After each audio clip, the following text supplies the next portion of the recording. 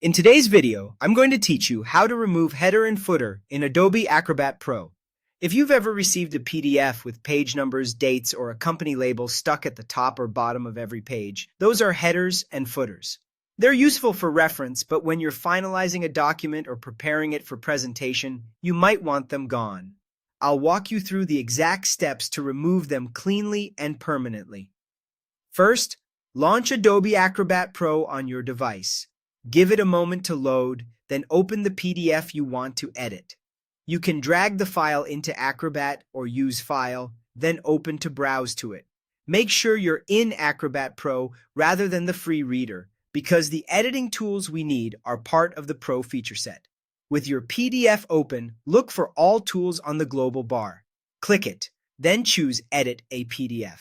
This switches Acrobat into editing mode and reveals the editing toolbar along the top of the window. You'll see common options like text and image editing. We're going a bit deeper.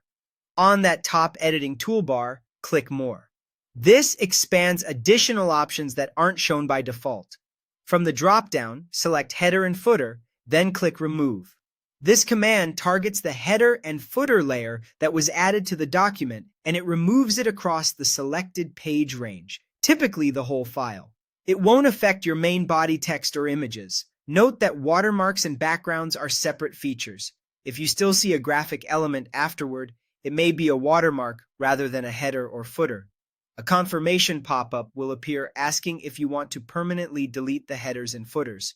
Click Yes to confirm. This is a decisive action. Acrobat will strip the header and footer content it recognizes from the document. If the option is grayed out or nothing changes, the file may be secured, or the content might be part of the original page artwork rather than a true header-footer. In those cases, you'll need edit permissions or different tools, but for most professionally added headers and footers, this works instantly. Finally, save your file to lock in the changes. Go to File and Save, or use the standard keyboard shortcut.